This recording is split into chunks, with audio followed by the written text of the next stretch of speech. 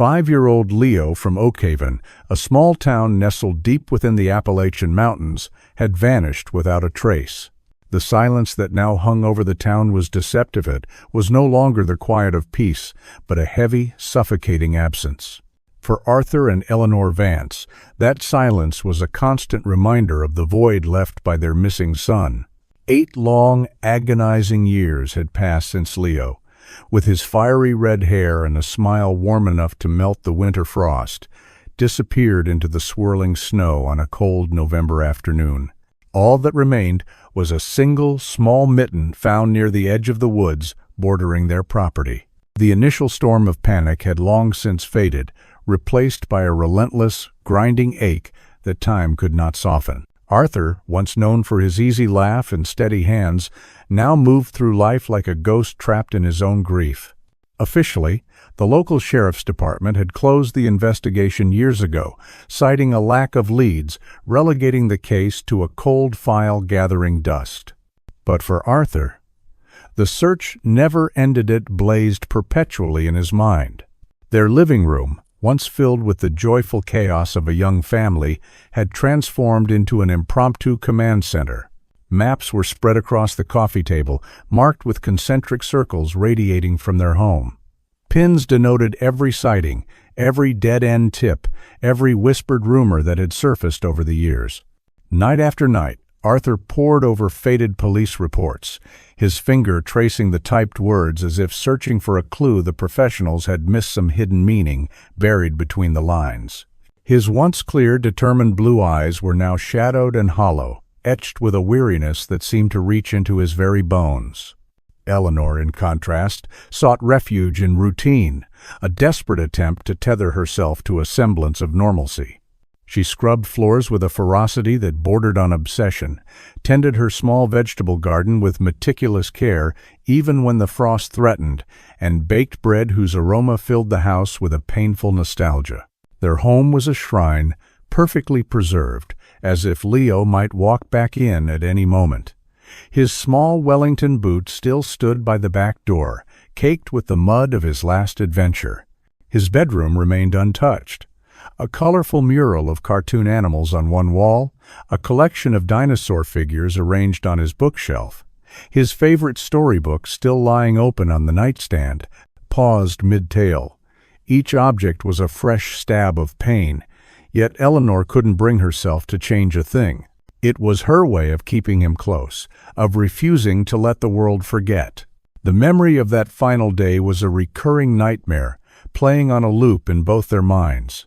It had been the first significant snowfall of the season, a thick, pristine blanket transforming Oakhaven into a winter wonderland. Leo, bundled in his bright blue snowsuit, his red hair a vibrant splash of color against the white, had been ecstatic. "Daddy, can I go play? Just in the yard, please?" he'd pleaded, his eyes wide with anticipation. Arthur had been preoccupied, working on fixing a loose shingle on the porch roof, the wind biting at his exposed skin. "All right, champ," he'd relented, a fond smile touching his lips. "But stay where I can see you. I'll be down to build a snowman with you in 20 minutes, okay?" "Okay, Daddy," Leo had chirped, already scrambling towards the fresh powder, his laughter echoing in the crisp air. 20 minutes. That was the promise. 20 minutes that stretched into an eternity of regret. When Arthur finally climbed down, the yard was empty. A chilling stillness had descended, broken only by the whisper of the wind through the pines. "Leo?" he'd called, his voice tinged with an unease that quickly escalated to raw panic. "Leo?" The search had been immediate and desperate. Neighbors, friends, even strangers from neighboring hamlets had poured into Oakhaven, their flashlights cutting through the falling snow and the encroaching darkness. The state police had arrived, bringing in search dogs and thermal imaging equipment. They combed the woods inch by agonizing inch, their calls of "Leo" swallowed by the vast, indifferent wilderness. Days bled into weeks. The initial fervent hope dwindled, replaced by a grim determination, and then, for most, a sorrowful acceptance. The official search was eventually called off. The snow melted, revealing no trace, no sign, nothing but the relentless passage of time. But Arthur and Eleanor never stopped. Every anniversary, every birthday, they would plaster fresh, missing posters with Leo's smiling face around town and in neighboring counties. They followed every lead, no matter how tenuous, clinging to the slimmest sliver of hope. They had interviewed psychics, hired private investigators, and spent countless nights driving aimlessly, scanning faces in crowds, always searching for a flash of red hair, a familiar glint in a stranger's eye.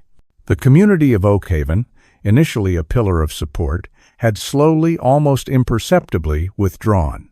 Not out of malice, but out of an uncomfortable helplessness. The Vances had become a living embodiment of every parent's worst fear, their grief, a stark, uncomfortable mirror. Conversations would falter when they approached, gazes would shift. They were adrift in their sorrow, an island of unending pain in a world that had by necessity moved on. Yet, they endured, bound together by their shared loss and the unyielding, desperate conviction that somewhere, somehow, Leo was still alive. This conviction was the only thing that kept the crushing weight of despair from extinguishing the last embers of their hope. The silence in their home was not just the absence of Leo, it was the sound of a question that had haunted them for 8 long years. Where was their son? And as another winter began to tighten its icy grip on Oakhaven, the question echoed louder than ever. The early December days brought with them a fresh wave of biting winds and relentless snowfall, transforming Oakhaven into an even more isolated landscape. It was during one such tempestuous afternoon, with snowdrifts piling high against their weathered clapboard house, that the fragile quiet of Arthur and Eleanor's existence was disturbed. Arthur had been staring out the frosted kitchen window, watching the snow obliterate the last vestiges of the autumn landscape, his thoughts, as always, spiraling back to Leo. A sharp crack, distinct even above the howl of the wind, had startled him. It sounded like splintering wood. He'd pulled on his heavy coat and boots, venturing out into the blizzard. The wind tore at him, stinging his face with ice particles. As he rounded the corner of the house, heading towards the back fence line that separated their property from their rarely seen neighbor, he saw it. A large section of the old wooden fence, already weakened by years of neglect and harsh winters, had succumbed to the weight of the snow and the force of the wind, collapsing into a jagged heap that straddled both their yard and the adjacent one. Their neighbor, a man named Silas Blackwood, was a recluse. In the decade they'd lived there, Arthur could count on one hand the number of times he'd actually seen him, and those were fleeting glimpses, a shadowy figure at a window, the crunch of tires on gravel late at night. Blackwood's house, set further back from the road and partially obscured by a dense stand of overgrown fir trees, always seemed shuttered and dark, as if perpetually mourning. Arthur sighed. Another problem to deal with. He'd have to clear the debris and try to rig a temporary fix until the storm passed and he could get materials for a proper repair. As he approached the downed section, squinting against the driving snow, he noticed movement on Blackwood's side. A figure, tall and gaunt, materialized from the swirling white. It was Silas Blackwood himself, bundled in a dark, heavy coat, a woolen hat pulled low over his brow, obscuring most of his face. "Mr. Vance." Blackwood's voice was raspy, low, as if unused to speaking. It was the first time Arthur had heard him utter more than a curt nod. "Mr. Blackwood," Arthur acknowledged, surprised. "Looks like the old fence finally gave up." Blackwood gestured towards the broken planks with a gloved hand. "I've already mended it. The main posts on your side were still sound enough for a temporary brace. Should hold until the weather clears." Arthur stared. Indeed, looking closer, he could see that the collapsed section had been roughly but effectively propped back up, new nails gleaming dully in the gray light. Blackwood had worked quickly and silently. There was an odd efficiency about it that was unsettling. "Oh," Arthur said, taken aback. "Well, thank you. I was just coming out to see to it. You didn't have to do that." Blackwood merely nodded, his eyes, barely visible in the shadow of his hat, seeming to fix on something beyond Arthur. It was an impediment. Best dealt with. He paused, then added, "The snow is getting heavier. You should go inside." Without another word, he turned and trudged back towards his house, disappearing into the white curtain of the storm as silently as he had appeared. Arthur stood there for a moment, a strange feeling creeping over him. It was a neighborly act, certainly, but Blackwood's demeanor was anything but neighborly. There was a coldness to him, a distance that the falling snow couldn't entirely account for. He hadn't offered a smile, hadn't engaged in any of the usual pleasantries. He'd simply stated a fact and retreated. Later that evening, as the storm raged outside, Arthur recounted the encounter to Eleanor. She was mending one of Leo's old sweaters, a task she performed with ritualistic care, her needle moving with a slow, deliberate rhythm. "He just fixed it?" Eleanor asked, her brow furrowed. "Without saying anything beforehand?" "Just like that," Arthur confirmed, pacing the small living room. "Said it was an impediment, strange fellow." Eleanor set down the sweater. "Well, it was good of him, Arthur. We should thank him properly." Arthur stopped pacing. "I did thank him. I mean more than just a word in the snow," Eleanor said softly. "Perhaps we could invite him over for dinner, once the storm breaks." Arthur stared at her. "Dinner? With Silas Blackwood? Eleanor, the man's a hermit. We barely know he exists most of the time." His mind was already drifting, the image of Leo's small, mitten-clad hand reaching for his, dissolving into the ever-present ache. Finding Leo was all that mattered, not entertaining reclusive neighbors. And whose fault is that? Eleanor's voice was quiet, but held a hint of her own weariness. "Ours, perhaps? We haven't exactly been the most outgoing neighbors ourselves, have we?" "Not for a very long time." She looked down at her hands, then back at Arthur, her eyes pleading. "He's alone, Arthur. They say he lost his entire family years ago. A fire, I think someone mentioned once, a long time before we moved here. Maybe he's just lonely, like us." The mention of lost family struck a chord, a painful, resonant thrum in Arthur's chest. He knew that particular brand of loneliness, the kind that gnawed at you from the inside out, leaving you hollow. Still, the idea of inviting Blackwood, a man who seemed to actively cultivate his solitude, felt unnatural, intrusive even. "I don't know, Elle," he said, running a hand through his already disheveled hair. "I just want to focus on, you know." Eleanor nodded, her gaze softening with an understanding that always managed to both soothe and sharpen his grief. "I know, my love, I know, but we're still here. We're still living. Or at least, we should try to be. A simple dinner, a gesture of thanks. It's something normal, something other than this." She gestured vaguely around the room, at the maps, the files, the oppressive weight of their shared sorrow. "Maybe," she added, her voice barely a whisper, "it would be good for us too, to connect with someone, even just for an evening." Arthur looked at his wife. He saw the deep lines of exhaustion around her eyes, the fragile hope she clung to, the quiet desperation for any small respite from their unending vigil. He thought of Silas Blackwood, a man who had apparently suffered his own profound tragedy, living alone in that shadowed house. Perhaps Eleanor was right. Perhaps a small act of outreach, a shared meal, wasn't just about thanking Blackwood for fixing a fence. Perhaps it was about acknowledging that even in the depths of their own grief, they weren't entirely alone in their suffering. It was a minuscule step, a flicker of something other than the consuming search for Leo, but maybe, just maybe, it was a step they needed to take. He let out a long breath, the fight going out of him. "All right, Eleanor," he said, his voice rough. "All right. When this storm clears up, I'll go over and ask him." Eleanor's smile was small, but it was the first genuine smile he'd seen from her in days, and it was enough to make him feel a sliver of warmth amidst the bitter cold that had become their constant companion. The decision was made.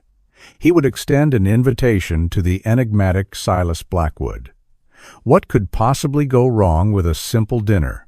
The blizzard raged for another 2 days, effectively marooning Oakhaven under a deep, silent blanket of white. When the skies finally cleared, revealing a landscape scoured clean and dazzlingly bright, Arthur knew he couldn't postpone the task any longer. He bundled up, the crisp air biting at his cheeks, and made his way across their snow-covered yard towards the newly mended section of fence. He stepped through the gap, the snow crunching under his boots, and onto Silas Blackwood's property. Blackwood's yard was even more unkempt than Arthur had imagined from a distance. Overgrown shrubs, now bowed under the weight of snow, clawed at the edges of a barely discernible path leading to the back of the house. There was an air of profound neglect, a sense that nature was slowly, inexorably reclaiming the space. Arthur felt a prickle of unease, a sense of intruding on a private, almost forgotten world. He made his way to the back door, which looked as if it hadn't been opened in years, its paint peeling, a rusty latch holding it shut. He hesitated, then knocked. The sound was muffled, absorbed by the heavy stillness. No response. He waited a moment, then knocked again, louder this time. Still nothing. He was about to turn away, a sense of relief mingling with his obligation, when he heard it, a faint, rhythmic thumping sound, accompanied by a low, scraping noise, coming from further back in the yard, near an old, dilapidated structure that looked like it might have once been a large shed or a small barn. Curiosity, tinged with an odd apprehension, tugged at him. He moved cautiously around the side of the house, his boots sinking into the deep snow. As he rounded the corner, he saw Blackwood. The man was hunched over, his back to Arthur, intensely focused on something inside what appeared to be a very old, very sturdy dog kennel, far too robust for any typical canine. It was constructed of thick, weathered timbers with a heavy-gauge wire mesh front. Blackwood was inside it, hammering at something on the floor. The sound Arthur had heard was the rhythmic impact of a hammer, and the scraping was Blackwood moving something heavy across the kennel's wooden base. "Mr. Blackwood?" Arthur called out, his voice sounding unnaturally loud in the quiet yard. Blackwood straightened up abruptly, spinning around with a speed that belied his gaunt frame. For a fleeting second, Arthur saw a look of something akin to alarm, almost fear, in the man's shadowed eyes before it was quickly masked. He stepped out of the kennel, pulling the mesh door shut behind him with a metallic clang. "Vance," Blackwood said, his voice still raspy, but a little breathless. "What do you want?" I came to thank you again for fixing the fence," Arthur said, feeling awkward. "And my wife, Eleanor, she wanted to invite you over for dinner, as a proper thank you." Blackwood stared at him, his expression unreadable. The silence stretched, punctuated only by the distant caw of a crow. "Dinner?" he finally repeated, as if the word were foreign. "Yes." Arthur pressed on, trying to sound casual. "Just a simple meal, nothing fancy." He glanced at the kennel. "What were you doing in there? Keeping it in good repair?" Blackwood's gaze flickered to the kennel and then back to Arthur. A strange, almost defensive look crossed his face. "It's an old kennel. Sentimental value. My wife, she loved dogs." His voice softened almost imperceptibly on the last words, a fleeting hint of a past sorrow. "Ah," Arthur said, understanding that kind of lingering attachment to objects tied to lost loved ones. "Well, it looks sturdy enough to last another lifetime." Blackwood nodded curtly. Then, to Arthur's surprise, a slight change came over him. "Actually," he said, his voice a fraction less guarded, "I'm planning on building a new one, a much larger one over there." He gestured to a cleared patch of ground near the edge of the woods, where a few stacks of new lumber lay partially covered by a tarp. "Decided it's time I got a dog, a proper guard dog, for companionship and security." Arthur was taken aback by this sudden shift, this unexpected revelation. "A guard dog? That's quite a commitment. What kind are you thinking of getting?" "German Shepherd," Blackwood said, a hint of something unreadable in his tone. Strong, loyal, intelligent. They're wonderful dogs, Arthur agreed. An idea sparked. You know, I could give you a hand with building that new kennel if you like. I'm pretty handy with tools. And when you're ready to choose a dog, I could come with you. I know a reputable breeder a couple of towns over.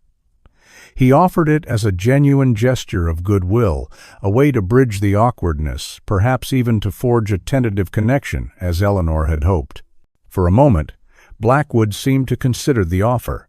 He looked from Arthur to the stacks of lumber, then back again.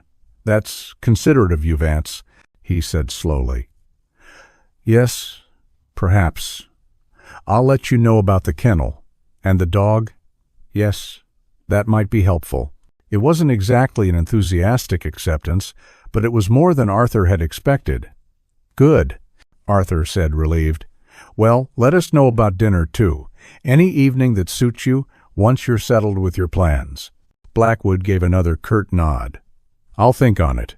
Arthur felt he'd accomplished his mission, however awkwardly. He made his excuses and started back towards his own yard. As he reached the gap in the fence, he glanced back. Blackwood was still standing there, watching him, a dark, still figure against the white snow. There was an intensity to his gaze that made the hairs on the back of Arthur's neck prickle. He quickly turned and continued on his way, an indefinable sense of disquiet settling over him. A few days later, Arthur was surprised when Blackwood actually called. His voice, crackly over the old landline, informed Arthur that he'd made arrangements to visit a German Shepherd breeder the following Saturday and would appreciate Arthur's company, as offered. Arthur, true to his word, agreed, though a part of him still felt a vague reluctance. However, on Friday evening Blackwood called again. "Vance," his raspy voice said, "something's come up. An old friend is in town unexpectedly. He's also knowledgeable about dogs. He's offered to go with me tomorrow instead. I apologize for the late notice." "Oh?" Arthur said, a little surprised, but also, if he was honest, slightly relieved. "No problem at all, Mr. Blackwood. I understand. Hope you find a good one." "I'm sure I will," Blackwood replied, and the line went dead. The next afternoon, Arthur had to drive into the nearby town of Oakhaven to pick up some supplies. As he was passing Shepherd's Haven, the very German Shepherd breeding facility he'd recommended to Blackwood, he idly glanced towards the entrance. And there, just pulling out of the driveway in his old, battered pickup truck, was Silas Blackwood, alone. There was no sign of any old friend. Blackwood didn't see him. He turned in the opposite direction, heading back towards their secluded road. Arthur frowned. Why would Blackwood lie about having a friend with him? It was a small thing, perhaps, but it felt off, deceptive. He tried to shrug it off. Maybe the friend was waiting somewhere else, or had already left. But the image of Blackwood, solitary and secretive, stuck with him. A couple of days later, Arthur saw Blackwood in his yard again. This time, a magnificent, fully grown German Shepherd was tethered near the new, partially constructed kennel. The dog was alert, its ears pricked, its intelligent eyes scanning its surroundings. It was a beautiful animal, but there was a tension about it, a coiled energy. "So you got your dog," Arthur called over the fence. Blackwood turned, startled. He hadn't heard Arthur approach. "Yes?" he said, his hand resting on the dog's head. "Found him. Perfect specimen." "He's a fine-looking animal," Arthur said. "That was quick. Did your friend help you pick him out?" Blackwood's eyes narrowed almost imperceptibly. "He did. Very helpful." He then changed the subject abruptly. "The new kennel is almost done. Just need to move the old one out of the way to make more space." The old, heavy-timbered kennel still stood in its original spot, looking even more out of place next to the larger, newer structure. "Need a hand with that?" Arthur offered, remembering his earlier promise. "That old thing looks like it weighs a ton." A flash of something annoyance crossed Blackwood's face. "Number I can manage. I prefer to work alone." His tone was sharper this time, almost dismissive. "All right then," Arthur said, feeling rebuffed. He watched as Blackwood turned his attention back to the dog, murmuring to it in low tones. The German Shepherd looked up at Blackwood with an unwavering focus, but it let out a low, almost inaudible whine when Blackwood briefly looked away. Arthur retreated to his own yard, a growing sense of unease tightening in his chest. Blackwood's lies, his secrecy, his strange obsession with the old kennel, and now his brusque refusal of help, it all felt wrong.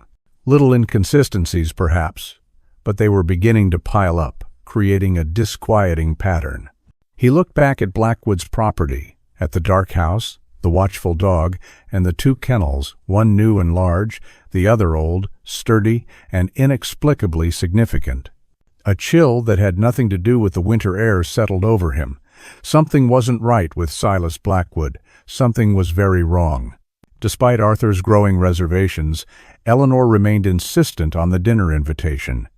"He agreed to come, Arthur," she'd said, her voice firm but gentle. "It's the polite thing to do, and perhaps getting to know him a little will dispel some of these feelings you have." Arthur doubted it, but he acquiesced. A date was set for the following Wednesday evening. The day arrived with a heavy, gray sky that threatened more snow. Eleanor spent the afternoon cooking, the aroma of roasted chicken and herbs filling the house, a scent that usually brought comfort but now felt incongruously normal against the backdrop of Arthur's apprehension. He found himself pacing, unable to settle, his gaze repeatedly drawn to the window that overlooked Blackwood's property. He could see the new German Shepherd, a dark silhouette against the snow, restlessly pacing the perimeter of its tether near the still unfinished larger kennel. The old, smaller kennel remained in its place, a mute and unsettling presence. At precisely 7 o'clock, a knock sounded at the front door. Arthur opened it to find Silas Blackwood standing on their porch. He was dressed in clean, if somewhat threadbare, dark trousers and a plain, dark sweater. His graying hair was neatly combed, but his face, deeply lined and pale, still held that guarded, almost haunted expression. He carried no offering, no bottle of wine or token gift, which Arthur noted with a flicker of renewed unease. It wasn't a requirement, of course, but it felt like another small deviation from expected social norms. "Mr. Blackwood, come in," Arthur said, forcing a welcoming tone. "Vance," Blackwood acknowledged, stepping inside, his eyes darting around their living room, lingering for a moment on the maps and papers still spread across the coffee table. Arthur felt a flush of self-consciousness, as if their private grief were being rudely inspected. Eleanor emerged from the kitchen, wiping her hands on her apron, a warm smile on her face. "Mr. Blackwood, so glad you could make it. Please, have a seat. Dinner is almost ready." Blackwood gave a stiff nod. "Mrs. Vance, thank you for the invitation." He sat on the edge of the sofa, perched rather than relaxed, his hands clasped tightly in his lap. The initial conversation was stilted, punctuated by awkward silences. Arthur and Eleanor tried to steer the talk towards neutral topics: the weather, the challenges of maintaining old houses in Oakhaven, the local wildlife. Blackwood offered monosyllabic replies, his gaze often drifting towards the window as if listening for something. "So, your new dog," Arthur began, hoping to find some common ground. "Is he settling in well?" Blackwood's attention snapped back. "He is, adjusting. He's a creature of routine, requires firm handling." "German Shepherds are very intelligent," Eleanor offered. "They thrive on training and purpose." "Indeed," Blackwood said. Then a slight frown creased his brow. "The breeder you recommended, Shepherd's Haven, I didn't end up getting him there." Arthur exchanged a quick, surprised glance with Eleanor. "Oh? I thought, when I saw you leaving there last Saturday." Blackwood's eyes narrowed almost imperceptibly. "I visited them, yes, to assess their stock. But the dog I ultimately chose came from a private seller, a more robust lineage. My friend, the one who accompanied me, he has connections." Arthur felt a chill. "Another lie," or at best, a carefully constructed half-truth.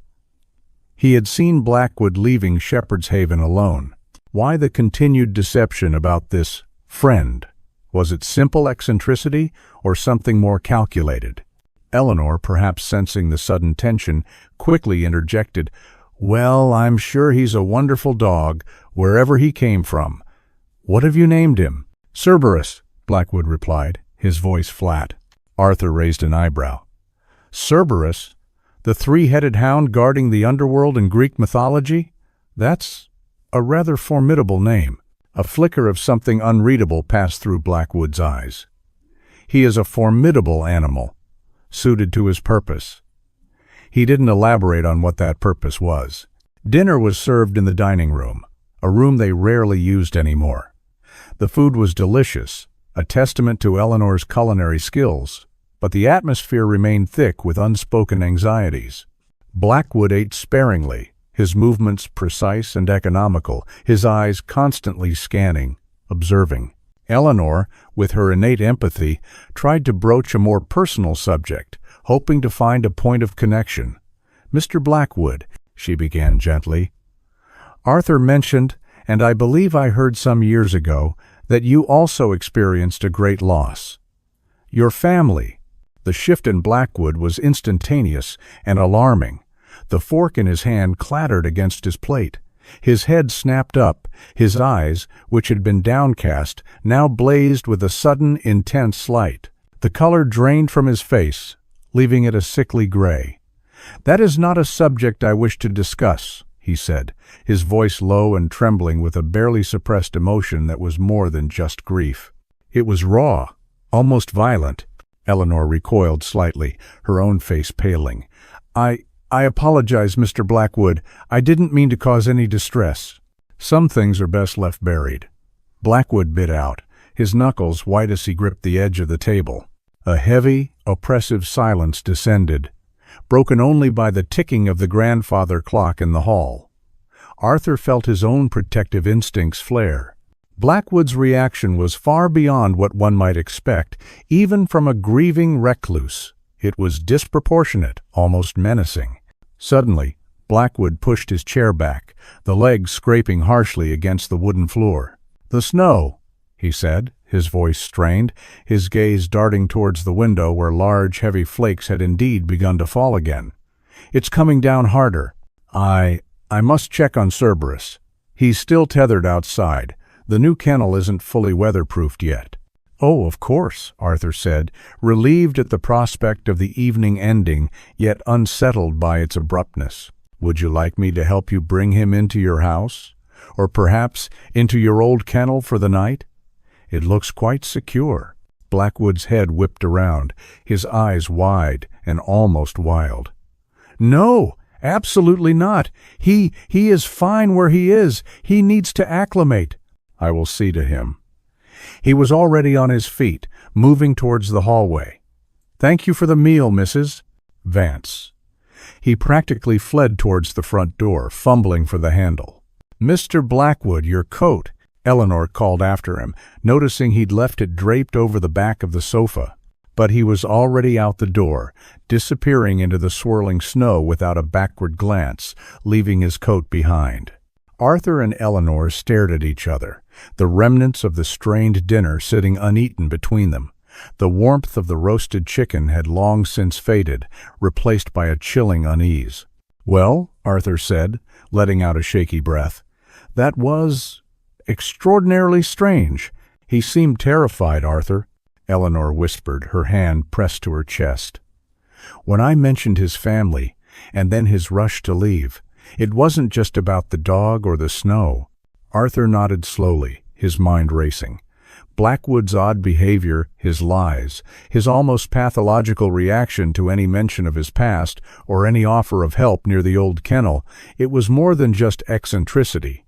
A deep, instinctual alarm bell was ringing in Arthur's mind. Blackwood wasn't just a grieving recluse. He was a man hiding something that made him react with fear and aggression. The forgotten coat lay on the sofa, a tangible reminder of their bizarre guest. The snow outside was now falling thick and fast, quickly obscuring the path Blackwood had taken. Arthur had a sudden, inexplicable urge to follow, to understand the source of the man's desperate flight. But for now, he just stood there, the silence of his own home, feeling heavier, more ominous than ever before. The minutes stretched into an uncomfortable half-hour. The snow continued to fall with a silent, relentless intensity, piling in thick drifts against the windows. Silas Blackwood did not return for his coat. Arthur found himself repeatedly drawn to the window, peering through the swirling flakes towards Blackwood's darkened property. There was no light visible, no sign of movement. "He's not coming back for it, is he?" Eleanor said quietly, her voice laced with a mixture of concern and trepidation. Arthur shook his head. "Doesn't look like it." He seemed desperate to get away. He picked up the heavy wool coat. "I should take it over to him. He'll freeze without it in this weather, especially if he's out there fussing with that dog." Despite his unease, a basic sense of neighborly duty, or perhaps a deeper, unacknowledged curiosity, compelled him. "Arthur, be careful," Eleanor urged, her eyes anxious. "There's something very unsettling about him tonight." "I'll just drop it at his door," Arthur assured her, though a part of him knew it might not be that simple. "I won't be long." He pulled on his own winter gear and stepped out into the storm. The wind had picked up, driving the snow into his face, instantly chilling him. The short walk to Blackwood's property felt longer in the blizzard conditions, the familiar landscape transformed into an alien, muffled world. He pushed through the gap in the fence, his boots sinking deep with each step. As he approached Blackwood's house, he saw no lights, heard no sounds other than the moan of the wind through the fir trees. He knocked on the back door, the one Blackwood seemed to use, if infrequently. "Mr. Blackwood," he called out, "it's Arthur Vance. You forgot your coat." Only the howling wind answered. He tried the front door, with the same result. The house remained dark, silent, and unnervingly still. A prickle of serious concern began to replace his earlier unease. Had something happened to Blackwood? Had he slipped in the snow? Then he heard it. A low, guttural bark, followed by a series of agitated yelps, coming from the direction of the kennels. It was Cerberus. The sound was distressed, urgent. Arthur's pace quickened as he rounded the side of the house, the snow swirling around him, making visibility poor. He found the German shepherd still tethered near the new, unfinished kennel. The dog was frantic, pulling against its chain, its barks directed not towards Arthur, but towards the older, smaller kennel a few yards away. Snow had already begun to accumulate on the dog's back, and it shivered, despite its thick coat. There was no sign of Blackwood. The large new kennel remained incomplete, offering little shelter. It struck Arthur as incredibly negligent, almost cruel, to leave the animal exposed in such a storm, especially after Blackwood's panicked excuse about checking on it. "Blackwood?" Arthur called again, louder this time, his voice nearly swallowed by the wind. "Silas?" No response. He tried calling Blackwood's landline from his mobile phone, but it rang and rang, unanswered. Cerberus continued its frantic barking, straining at its leash, its gaze fixed intently on the old, heavy-timbered kennel. The dog seemed desperate to get to it, or perhaps to get away from something near it. The animal's agitation was palpable, infectious. Arthur felt his own heart rate quicken. He approached the old kennel cautiously. It was a formidable structure, built like a small fortress. The heavy-gauge wire mesh door was secured with a thick wooden latch, but as he got closer, he noticed something else. The dog's barking intensified, becoming a series of sharp, almost hysterical yelps, its eyes wide and strained. Arthur ignored the animal for a moment, his attention drawn to the floor of the kennel.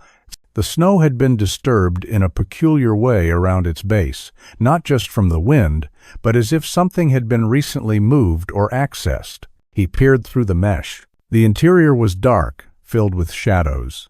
He could see a scattering of old straw and what looked like a heavy, overturned water bowl. Then his eyes caught it. A section of the wooden floor planks near the back looked different. The wood was slightly cleaner, the grain less weathered, as if it had been handled more recently than the surrounding timbers. And there, almost hidden by a shadow, was what looked like a recessed metal ring, flat against the wood.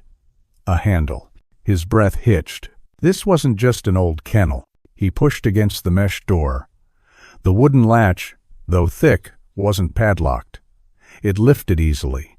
He pulled the heavy door open, the hinges groaning in protest.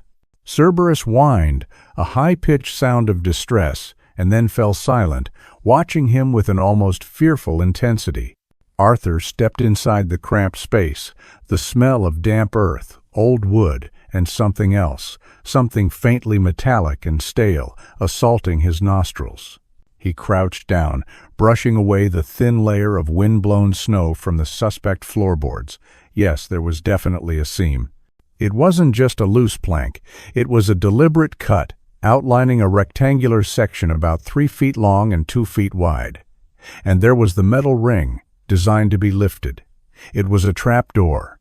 A trapdoor hidden beneath an old dog kennel in the yard of a reclusive, increasingly erratic neighbor. His mind reeled. What in God's name was Blackwood hiding down there? Why the elaborate deception? Why the lies about the dog, the friend, the sudden panic? He reached for his phone, his fingers fumbling with the cold metal.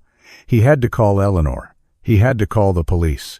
This was beyond strange. This was deeply, terrifyingly wrong.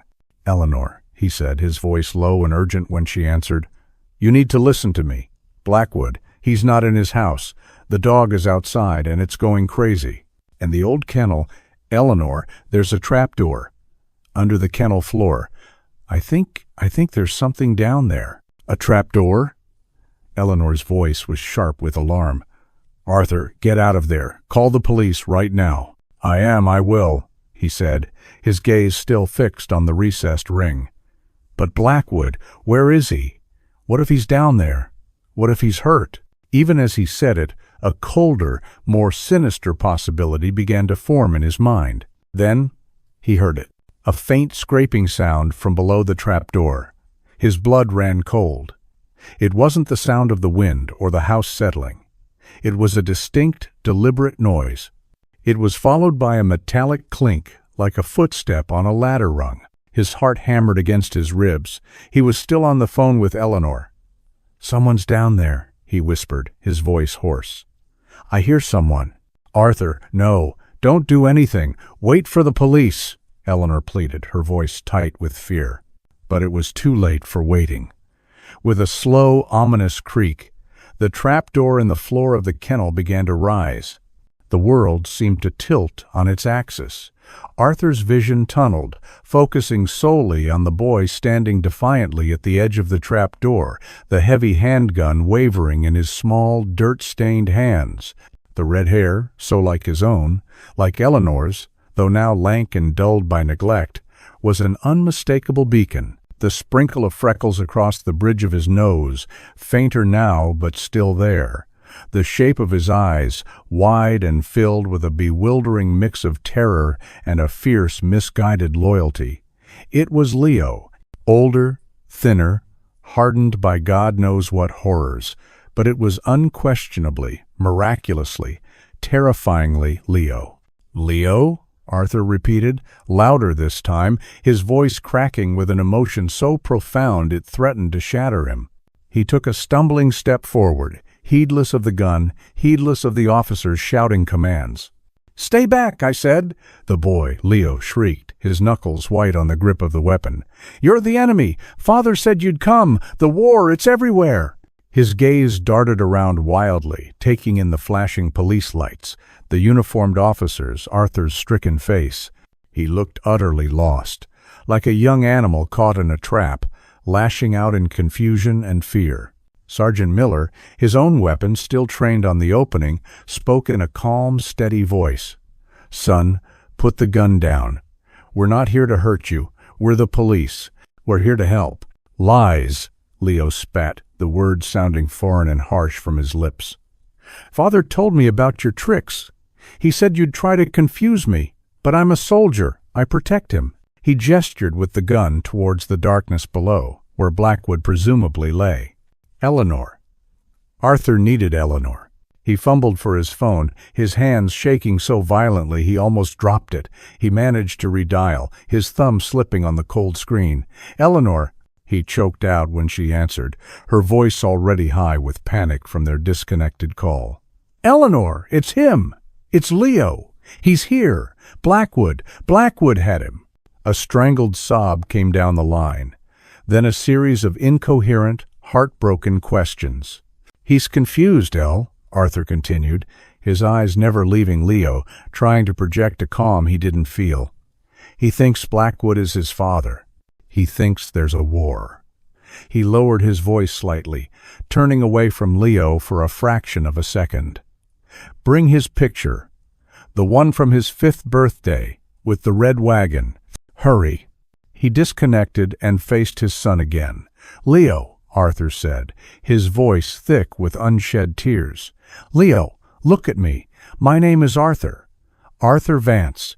You don't know me now. But I am your father. Your real father." Leo flinched as if struck. "No, my father is down there. He's a hero. He saved me from the bombs." His voice was shrill, cracking. "There are no bombs, Leo," Arthur said gently, taking another slow step forward, his hands held open, palms out. "There's no war. Not out here. You've been lied to." "Liar!" Leo screamed again, but there was a flicker of something in his eyes, a tiny crack in the wall of brainwashed conviction. Doubt? Confusion? Just then, Eleanor burst through the gap in the fence, her face a mask of anguished hope and terror. She had her phone clutched in her hand, its screen illuminated. She stopped short when she saw Leo, her breath catching in a ragged gasp. "Leo?" she whispered, her voice trembling. Leo's head whipped towards her. He stared at her, his brow furrowed. For a moment, his aggressive posture faltered. He saw the phone in her hand. "Leo, sweetheart," Eleanor said, her voice breaking, tears streaming down her face. She took a tentative step closer, holding out the phone. Look at this picture. Do you remember your 5th birthday with your red wagon and the Superman cake?"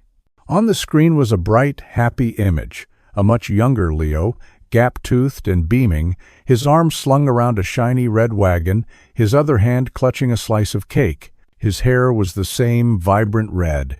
Behind him, a younger, smiling Arthur and Eleanor stood, their arms around each other. Leo stared at the image, his eyes wide. His grip on the gun seemed to slacken slightly.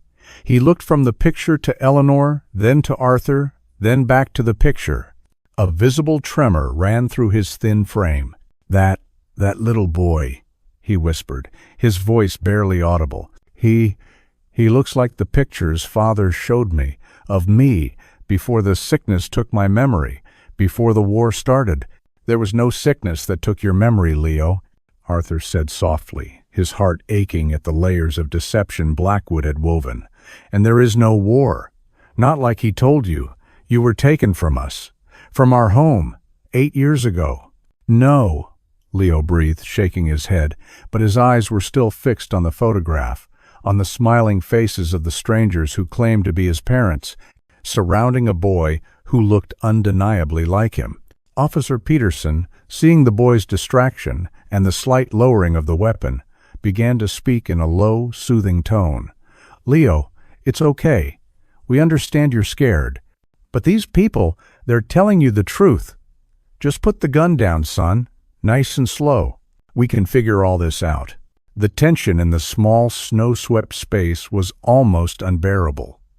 Leo looked from the phone to Arthur, then to Eleanor, his face a maelstrom of conflicting emotions. The carefully constructed reality he had lived in for 8 years was crumbling around him, and the raw, terrified boy underneath was beginning to emerge. Slowly, hesitantly. His gaze locked on Eleanor's tear-streaked face, a flicker of recognition, or perhaps just a desperate yearning for comfort, crossed his features.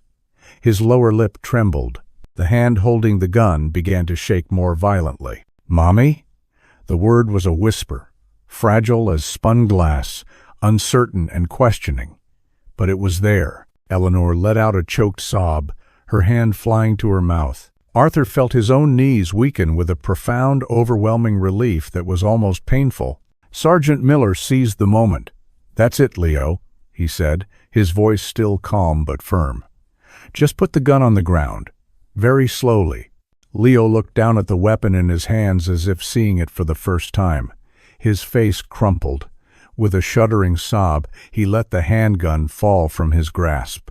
It landed with a soft thud in the snow at the edge of the trapdoor. Immediately, Officer Peterson moved forward, swiftly and smoothly scooping up the weapon and securing it.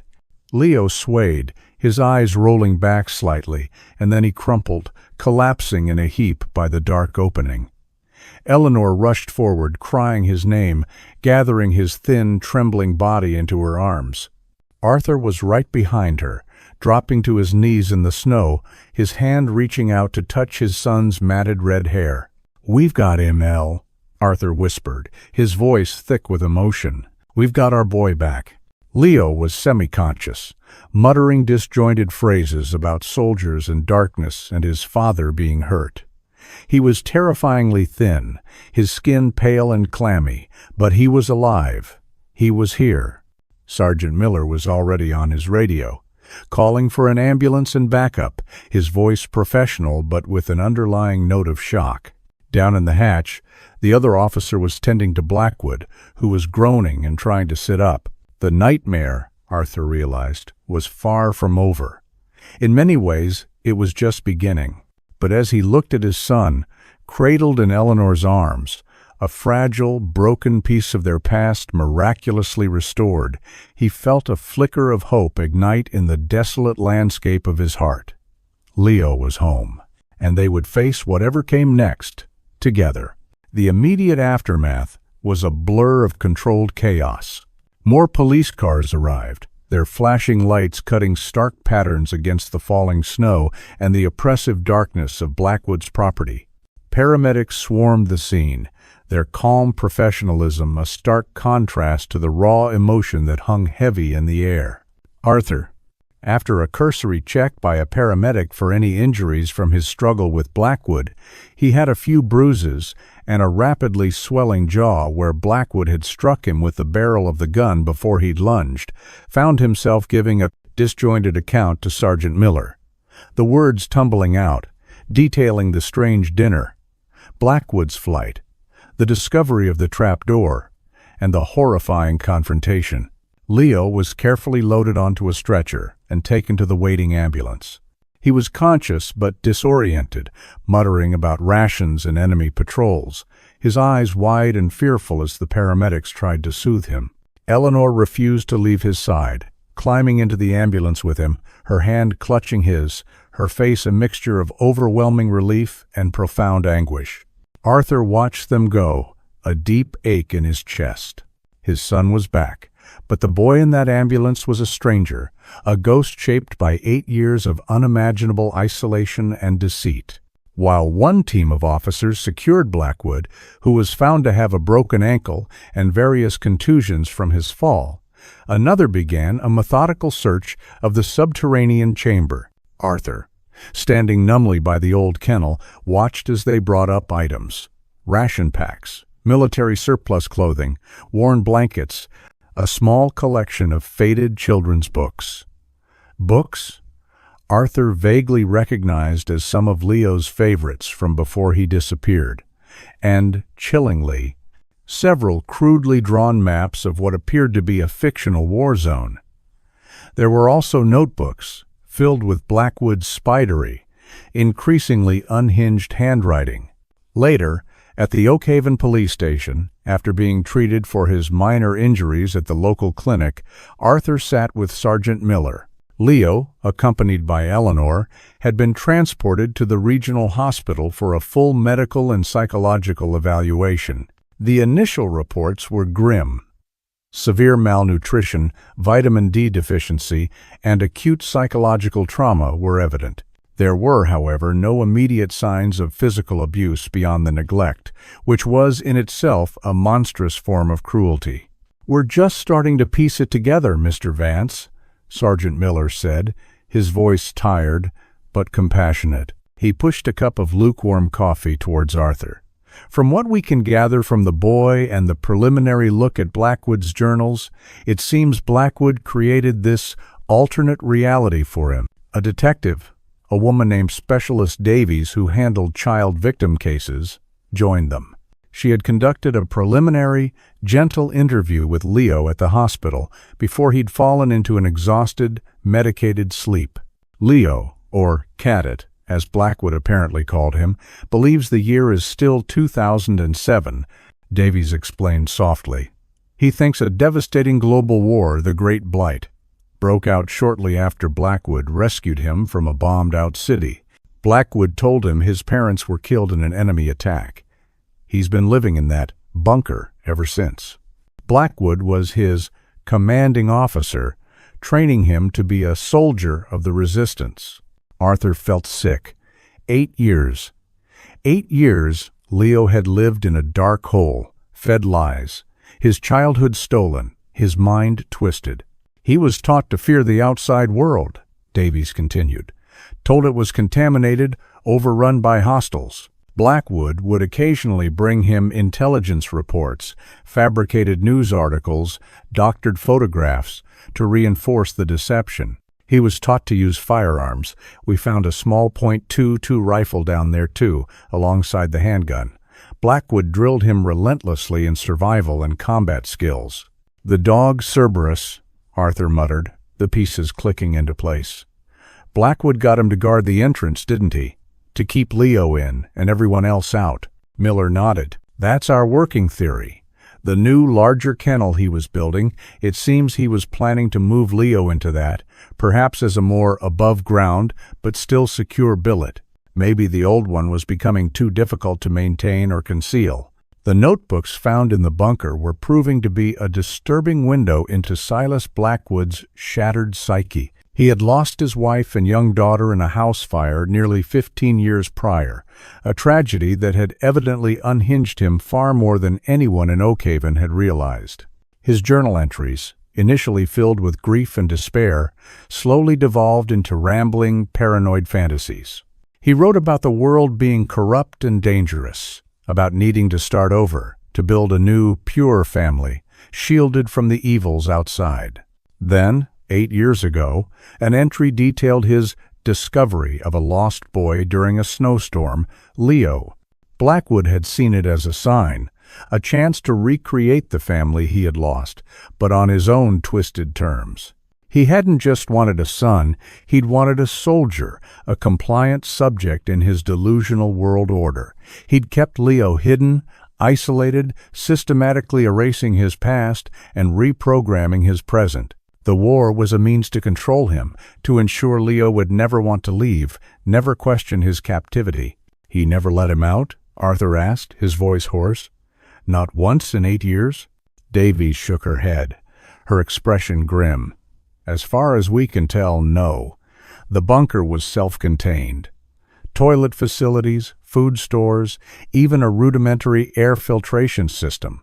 Blackwood planned for the long term." Arthur buried his face in his hands, the enormity of it all crashing down on him. His son had been living a nightmare, just a few hundred yards from their home, for nearly a decade. The guilt, the self-recrimination, was a physical weight. How had they not known? How could this have happened right under their noses? Later that night, Arthur and Eleanor were finally allowed to see Leo again in his hospital room.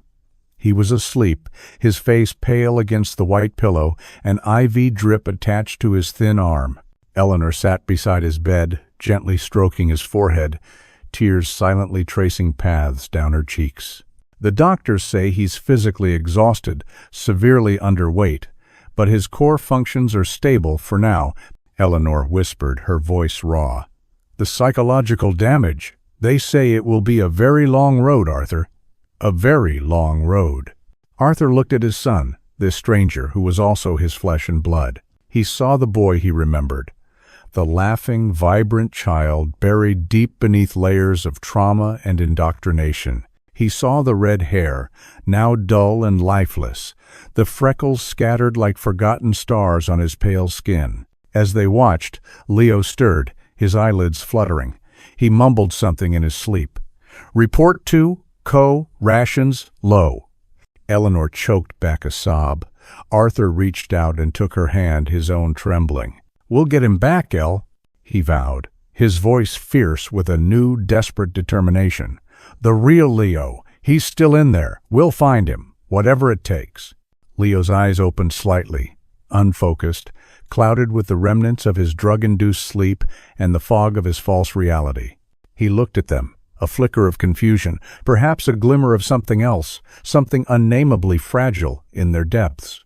Who are you?" he whispered, his voice weak, before his eyes drifted shut again. The question hung in the sterile air of the hospital room, a stark reminder of the chasm that now separated them from their son. Blackwood was in custody, his reign of terror over, but the war for Leo's mind, for his soul, had only just begun. Arthur and Eleanor looked at each other, their shared grief now mingled with a terrifying, uncertain hope. They had found their lost boy, but the journey to truly bring him home would be the hardest they had ever faced.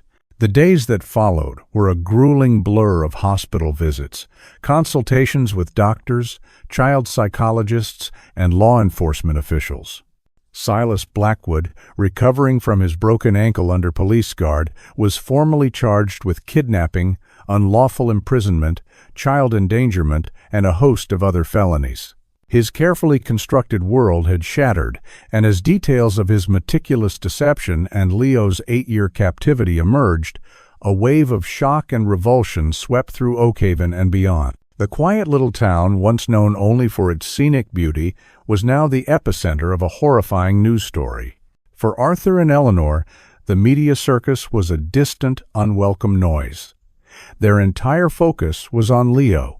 His physical recovery was slow but steady. Nutritious food, medical care, and sunlight, something he hadn't experienced directly in years, began to restore some color to his pale cheeks and strength to his emaciated frame. But the invisible wounds, the psychological scars, ran terrifyingly deep. Leo existed in a bewildering limbo between two realities. Moments of lucidity where he seemed to recognize Eleanor or Arthur or respond to his real name were often followed by terrifying regressions. He would lapse into military jargon, asking for his Blackwood, or become agitated, convinced that enemy patrols were nearby. Nightmares plagued his sleep, filled with dark tunnels, shadowy figures, and the constant, oppressive fear that Blackwood had so cruelly ingrained in him. He was terrified of open spaces, of strangers, of the vibrant, chaotic world outside the confines of the hospital. The psychologists treating Leo were cautious but hopeful. They explained that his identity had been systematically dismantled and rebuilt by Blackwood. Undoing that damage would require immense patience, unwavering love, and specialized therapy. There would be no quick fixes, no miraculous awakenings. It would be a journey of 1,000 small steps, many of them painful. Arthur and Eleanor clung to every positive sign. A fleeting smile when Eleanor hummed an old lullaby he'd loved as a toddler. A moment when he looked directly into Arthur's eyes without fear, a flicker of the old Leo shining through. His tentative questions about the world outside, about the pictures Eleanor had shown him on her phone, the ones of his earlier, happier life. These were a lifeline in a sea of uncertainty. One afternoon, about 2 weeks after his rescue, Leo was sitting by his hospital window, looking out at the bustling street below. Arthur was with him, quietly reading a newspaper. "Those cars?" Leo said suddenly, his voice soft. "There are so many. And the people, they're not wearing uniforms. They don't look scared." Arthur put down his paper. "No, son," he said gently. "They're not scared. They're just living their lives, going to work, to school, shopping." Leo was silent for a long moment, his brow furrowed in thought. "Father, Mr. Blackwood, he said. He said the blight made everything outside dangerous, that only the bunkers were safe. Mister? Blackwood was wrong, Leo, Arthur said, choosing his words carefully. He was a very unwell man. He was scared, and he made you scared too, but the world isn't like he told you. It can be beautiful. It can be safe. Leo looked at Arthur, his eyes searching. You keep calling me Leo. My designation was Cadet 734. Arthur's heart ached. Leo is your name, son. The name your mother and I gave you. It means lion, brave and strong. A tiny, almost imperceptible softening occurred around Leo's mouth. Lion, he repeated quietly. The legal proceedings against Silas Blackwood moved forward. His defense attorney attempted a plea of insanity, but the prosecution, armed with Blackwood's own meticulous journals detailing his calculated deception, argued that while deeply disturbed, he had been aware of his actions. The town of Oakhaven watched, holding its breath, needing to see justice done for the boy who had been stolen from their midst. Slowly, painstakingly, Leo began to re-emerge. The therapists used play, art, and storytelling to help him process his trauma, to gently disentangle the lies from the truth. Arthur and Eleanor learned new ways to communicate with him, to understand his fears, to reassure him without overwhelming him. They brought him carefully selected books and movies, reintroducing him to a world he had been denied. They talked about his early childhood, showing him photographs, sharing memories, trying to rebuild the bridges to his lost past. There were setbacks, of course. Days when Leo retreated into silence, when the nightmares returned with a vengeance, when the shadow of Blackwood loomed large in his fractured mind. But through it all, Arthur and Eleanor remained steadfast, their love an unwavering anchor. Months turned into a year. Leo was discharged from the hospital and returned to a home he didn't remember, to a room that had been a frozen shrine to his absence. It was a difficult transition, but with ongoing therapy and the relentless patience of his parents, he began, ever so slowly, to heal. He started to differentiate between the father who had imprisoned him and the father who now held his hand, teaching him to ride a bike again, to skip stones across the local pond. He began to trust Eleanor's gentle hugs, to find comfort in the normalcy of family meals, even if the world outside still felt vast and intimidating. The trial of Silas Blackwood concluded. He was found guilty on all counts and sentenced to a lengthy prison term, ensuring he would never again pose a threat. For Arthur and Eleanor, the verdict brought a sense of closure, but their true focus remained on Leo's long journey towards recovery.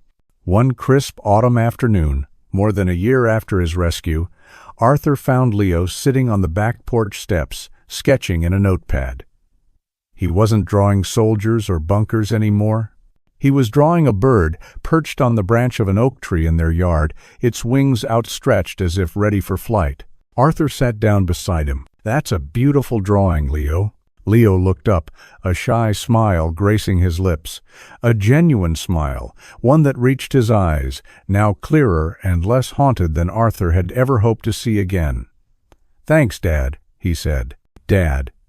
The word, so simple, so natural, resonated in Arthur's soul like the sweetest music.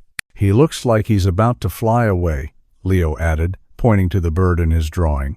"He does," Arthur agreed, his arm going around his son's shoulders. "Maybe he's going on an adventure." Leo leaned into his father's embrace. "Maybe," he said softly. "The world, it's not so scary anymore, is it?" "No, son," Arthur said, his voice thick with emotion as he looked out at the vibrant colors of the autumn leaves, at the peaceful expanse of their yard, the mended fence a distant memory. "No, it's not. Not when we face it together." The road ahead for Leo, for all of them, would still be long.